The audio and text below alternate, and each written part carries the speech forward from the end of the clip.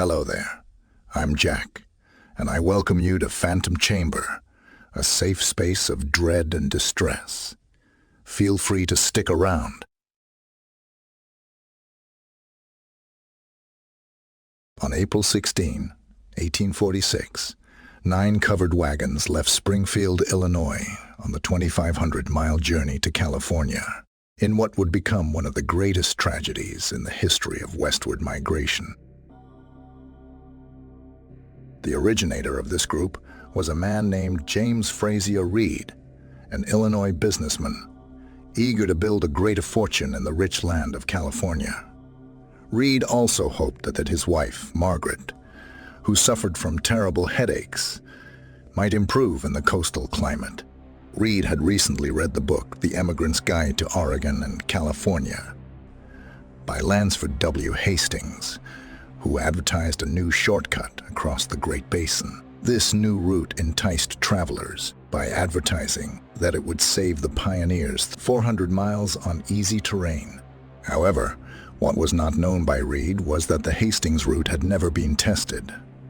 Written by Hastings, who had visions of building an empire at Sutter's Fort, now Sacramento. It was this falsified information that would lead to the doom of the Donner Party. Reed soon found others seeking adventure and fortune in the vast West, including the Donner family, Graves, Breens, Murphys, Eddies, McCutcheons, Kiesebergs, and the Wolfingers, as well as 7 Teamsters and a number of bachelors. The initial group included 32 men, women, and children. With James and Margaret Reed were their 4 children, Virginia, Patty, James, and Thomas, as well as Margaret's 70-year-old mother. Though Sarah Keyes was so sick with consumption that she could barely walk, she was unwilling to be separated from her only daughter. However, the successful Reed was determined his family would not suffer on the long journey, as his wagon was an extravagant 2-story affair with a built-in iron stove, spring cushioned seats, and bunks for sleeping. Taking 8 oxen to pull the luxurious wagon, Reed's 12-year-old daughter, Virginia, dubbed it the Pioneer Palace Car. In 9 brand new wagons, the group estimated the trip would take 4 months to cross the plains, deserts, mountain ranges, and rivers in their quest for California. Their first destination was Independence, Missouri, the main jumping-off point for the Oregon and California trails. Also in the group were the families of George and Jacob Donner. George Donner was a successful 62-year-old farmer who had migrated 5 times before settling in Springfield, Illinois, along with his brother Jacob. Obviously adventurous, the brothers decided to make one last trip to California, which, unfortunately, would be their last. With George were his 3rd wife, Tamzine, their 3 children, Frances, Georgia, and Eliza, and George's 2 daughters from a previous marriage, Elitha and Leanna. Jacob Donner and his wife Elizabeth brought their 5 children, George, Mary, Isaac, Samuel, and Louis, as well as Mrs. Donner's 2 children from a previous marriage, Solomon and William Hook. Also along with them were 2 Teamsters, Noah James and Samuel Shoemaker, as well as a friend named John Denton. At the bottom of Jacob Donner's saddlebag was a copy of Lansford Hastings' Emigrant's Guide, with its tantalizing talk of a faster route to the Garden of the Earth. Ironically, on the very day that the Illinois party headed west from Springfield, Lansford Hastings prepared to head east from California to see what the shortcut he had written about was really like. The wagon train reached Independence, Missouri, about 3 weeks later, where they resupplied. The next day, on May 12, 1846, they headed west again in the middle of a thunderstorm. A week later, they joined a large wagon train captained by Colonel William H. Russell, That was camped on Indian Creek about 100 miles west of Independence. Along the entire journey, others would join the group until its size numbered 87. On May 25th, the train was held for several days by high water at the Big Blue River near present-day Marysville, Kansas. It was here that the train would experience its first death when Sarah Keyes died and was buried next to the river. After building ferries to cross the water, the party was on their way again, following the Plata River for the next month. Along the way, William Russell resigned as the captain of the wagon train, and the position was assumed by a man named William M. Boggs. Encountering few problems along the trail, the pioneers reached Fort Laramie just 1 week behind schedule on June 27, 1846. At Fort Laramie, James Reed ran into an old friend from Illinois by the name of James Clyman, who had just traveled the new route eastwardly with Lansford Hastings. Clyman advised Reed not to take the Hastings route, stating that the road was barely passable on foot and would be impossible with wagons, also warning him of the Great Desert and the Sierra Nevadas, though he strongly suggested that the party take the regular wagon trail rather than this new false route. Reed would later ignore his warning in an attempt to reach their destination more quickly. Joined by other wagons in Fort Laramie, the pioneers were met by a man carrying a letter from Lansford W. Hastings at the Continental Divide on July 11th. The letter stated that Hastings would meet the emigrants at Fort Bridger and lead them on his cutoff, which passed south of the Great Salt Lake instead of detouring northwest via Fort Hall, present-day Pocatello. The letter successfully allayed any fears that the party might have had regarding the Hastings cutoff. On July 19th, the wagon train arrived at the Little Sandy River in present-day Wyoming, where the trail parted into two routes, the northerly known route and the untested Hastings cutoff. Here, the train split, with the majority of the large caravan taking the safer route. The group preferring the Hastings route elected George Donner as their captain and soon began the southerly route, reaching Fort Bridger on July 28th. However, upon their arrival at Fort Bridger of Lansford Hastings, there was no sign, only a note left with other emigrants resting at the fort. The note indicated that Hastings had left with another group and that later travelers should follow and catch up. Jim Bridger and his partner, Louis Vasquez, assured the Donner Party that the Hastings cutoff was a good route. Satisfied, the emigrants rested for a few days at the fort, making repairs to their wagons and preparing for the rest of what they thought would be a 7-week journey. On July 31st, the party left Fort Bridger, joined by the McCutcheon family. The group now numbered 74 people in 20 wagons, and for the first week made good progress at 12 miles per day. On August 6, the party reached the Weber River after having passed through Echo Canyon. Here they came to a halt when they found a note from Hastings advising them not to follow him down Weber Canyon, as it was virtually impassable, but rather to take another trail through the Salt Basin. While the party camped near modern-day Hennifer, Utah, James Reed, along with 2 other men, forged ahead on horses to catch up with Hastings, finding the party at the south shore of the Great Salt Lake. Hastings accompanied Reed partway back to point out the new route, which he said would take them about 1 week to travel. In the meantime, the Graves family caught up with the Donner Party, which now numbered 87 people in 23 wagons. Taking a vote among the party members, the group decided to try the new trail rather than backtracking to Fort Bridger. On August 11th, the wagon train began the arduous journey through the Wasatch Mountains, clearing trees and other obstructions along the new path of their journey. In the beginning, the wagon train was lucky to make even 2 miles per day, taking them 6 days just to travel 8 miles.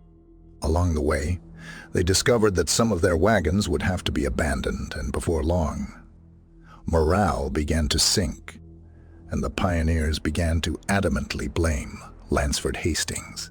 By the time they reached the shore, they also blamed James Reed. On August 25th, the caravan lost another member, one Luke Halloran, who died of consumption near present-day Grantsville, Utah. About this time, fear began to set in as provisions were running low, and time was against them. In the 21 days since reaching the Weber River, they had moved just 36 miles. 5 days later, on August 30th, the group began to cross the Great Salt Lake Desert, believing the trek would take only 2 days, according to Hastings. However, what they didn't know was that the desert sand was moist and deep, where wagons quickly got bogged down, severely slowing their progress.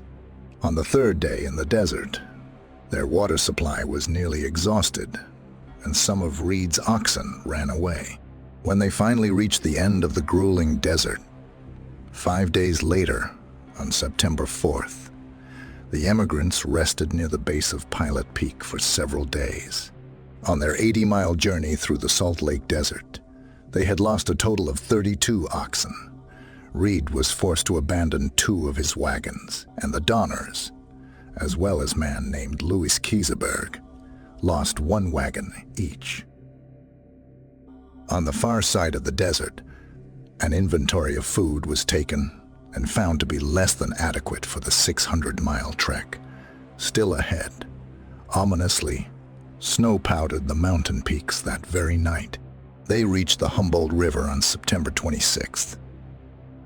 Realizing that the difficult journey through the mountains and the desert had depleted their supplies, 2 of the young men traveling with the party, William McCutcheon and Charles Stanton, were sent ahead to Sutter's Fort, California, to bring back supplies.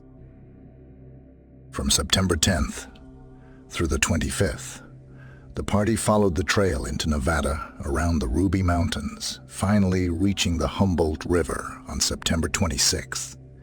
It was here that the new trail met up with Hastings' original path.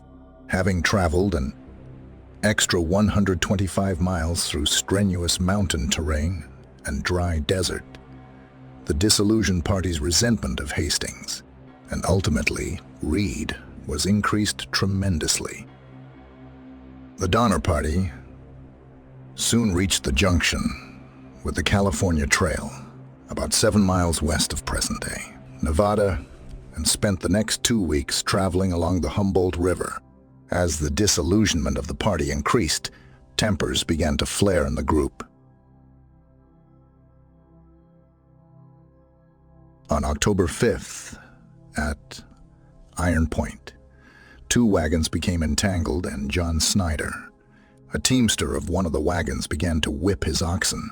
Infuriated by the teamster's treatment of the oxen, James Reed ordered the man to stop, and when he wouldn't, Reed grabbed his knife and stabbed the teamster in the stomach, killing him. The Donner Party wasted no time in administering their own justice. Though member Louis Kieseberg favored hanging for James Reed, the group, instead, voted to banish him, leaving his family. Reed was last seen riding off to the west with a man named Walter Heron. The Donner Party continued to travel along the river with their remaining draft animals exhausted. To spare the animals, everyone who could walked. 2 days after the Snyder killing, on October 7th, Louis Kieseberg turned out a Belgian man named Hardkoop, who had been traveling with him. The old man, who could not keep up with the rest of the party with his severely swollen feet, began to knock on other wagon doors, but no one would let him in. He was last seen sitting under a large sagebrush, completely exhausted, unable to walk, worn out, and was left there to die. The terrible ordeals of the caravan continued to mount when, on October 12th, their oxen were attacked by Paiute Indians, killing 21 of them with poison-tipped arrows, further depleting their draft animals. Continuing to encounter multiple obstacles, on October 16th, they reached the gateway to the Sierra Nevada on the Truckee River. Present-day Reno, almost completely depleted of food supplies. Miraculously, just 3 days later, on October 19th, one of the men the party had sent on to Fort Sutter, Charles Stanton, returned laden with 7 mules loaded with beef, 2 Indian guides, and news of a clear but difficult path through the Sierra Nevada. Stanton's partner, William McCutcheon, had fallen ill and remained at the fort. The caravan camped for 5 days 50 miles from the summit, resting their oxen for the final push.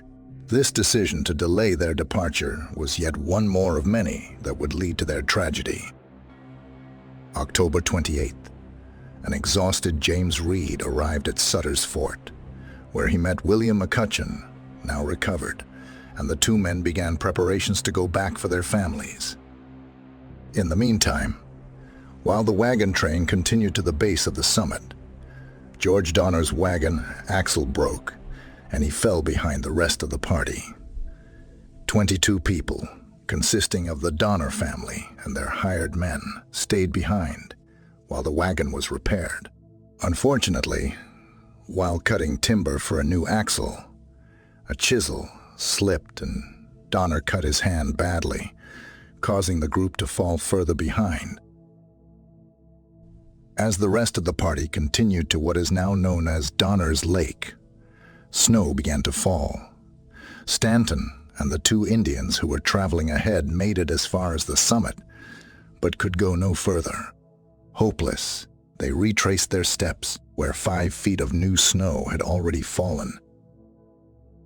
With the Sierra Pass just 12 miles beyond, the wagon train, after attempting to make the pass through the heavy snow, finally retreated to the eastern end of the lake, where level ground and timber was abundant. At the lake stood one existing cabin, and realizing they were stranded, the group built 2 more cabins, sheltering 59 people in hopes that the early snow would melt, allowing them to continue their travels. The 22 people with the Donners were about 6 miles behind at Alder Creek. Hastily, as the snow continued, the party built 3 shelters from tents, quilts, buffalo robes, and brush to protect themselves from the harsh conditions. At Donner Lake, 2 more attempts were made to get over the pass in 20 feet of snow until they finally realized they were snowbound for the winter. More small cabins were constructed, many of which were shared by more than one family. The weather and their hopes were not to improve. Over the next 4 months, the remaining men, women, and children would huddle together in cabins, makeshift lean, tows, and tents. Meanwhile, Reed and McCutcheon had headed back up into the mountains, attempting to rescue their stranded companions. 2 days after they started out, it began to rain. As the elevation increased, the rain turned to snow, and 12 miles from the summit, the pair could go no further. Caching their provisions in Bear Valley, they returned to Sutter's Fort, hoping to recruit more men and supplies for the rescue. However, the Mexican War had drawn away the able-bodied men, forcing any further rescue attempts to wait. Not knowing how many cattle the emigrants had lost, the men believed the party would have enough meat to last them several months. On Thanksgiving, it began to snow again, and the pioneers at Donner Lake killed the last of their oxen for food on November 29th. Next day, 5 more feet of snow fell, and they knew that any plans for a departure were dashed. Many of their animals, including Sutter's mules, had wandered off into the storms and their bodies were lost under the snow.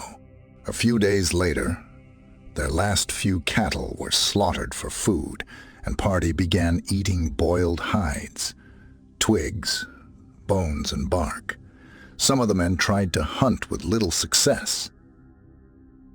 On December 15, Bayliss Williams died of malnutrition, and the group realized that something had to be done before they all died. The next day, 5 men, 9 women, and 1 child departed on snowshoes for the summit, determined to travel the 100 miles to Sutter's Fort. However, with only meager rations and already weak from hunger, the group faced a challenging ordeal. On the 6th day, their food ran out, and for the next 3 days, no one ate while they traveled through grueling high winds and freezing weather. One member of the party, Charles Stanton, snow, blind and exhausted, was unable to keep up with the rest of the party and told them to go on.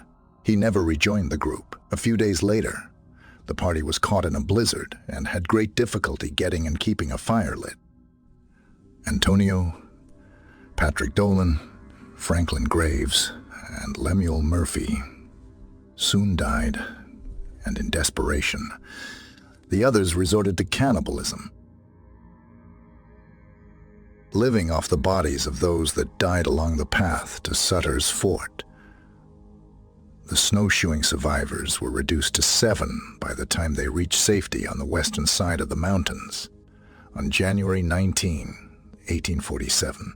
Only 2 of the 10 men survived, including William Eddy and William Foster, but all 5 women lived through the journey. Of the 8 dead, 7 had been cannibalized. Immediately, messages were dispatched to neighboring settlements as area residents rallied to save the rest of the Donner Party. On February 5, the first relief party of 7 men left Johnson's Ranch, and the second, headed by James Reed, left 2 days later. On February 19th, the first party reached the lake, finding what appeared to be a deserted camp until the ghostly figure of a woman appeared. 12 of the emigrants were dead, and of the 48 remaining, many had gone crazy or were barely clinging to life. However, the nightmare was by no means over. Not everyone could be taken out at one time, and since no pack animals could be brought in, few food supplies were brought in. The first relief party soon left with 23 refugees, but during the party's travels back to Sutter's Fort, 2 more children died.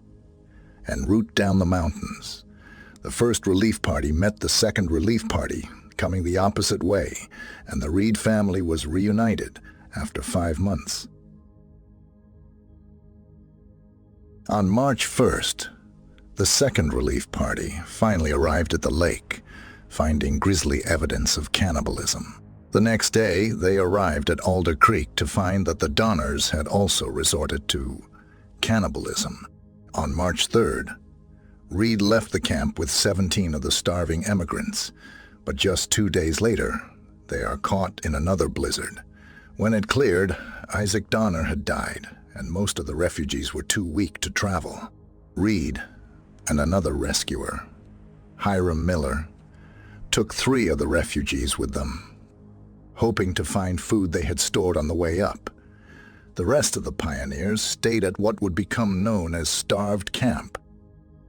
On March 12th, the third relief, led by William Eddy and William Foster, reached Starved Camp, where Mrs. Graves and her son Franklin had also died.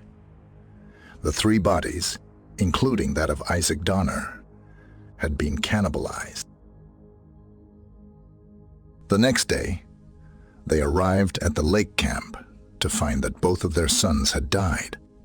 On March 14th, they arrived at the Alder Creek camp to find George Donner was dying from an infection in the hand that he had injured months before. His wife, Tamzine, though in comparatively good health, refused to leave him, sending her 3 little girls on without her. The relief party soon departed with 4 more members of the party, leaving those who are too weak to travel.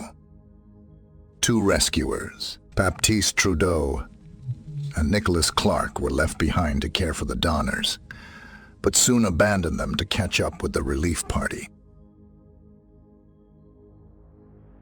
A 4th rescue party set out in late March, but were soon stranded in a blinding snowstorm for several days. On April 17th, the relief party reached the camps to find only Louis Kieseberg alive among the mutilated remains of his former companions.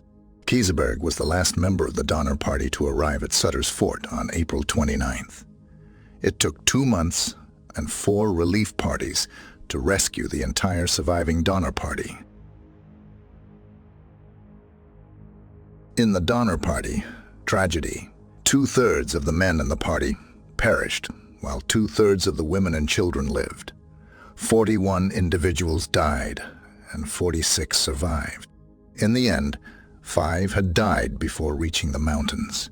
35 perished, either at the mountain camps or trying to cross the mountains, and 1 died just after reaching the valley. Many of those who survived lost toes to frostbite. The story of the tragedy quickly spread across the country. Newspapers printed letters and diaries and accused the travelers of bad conduct, cannibalism, and even murder. The surviving members had differing viewpoints, biases, and recollections, so what actually happened was never extremely clear. Some blamed the power-hungry Wansford W. Hastings for the tragedy, while others blamed James Reed for not heeding Kleiman's warning about the deadly route.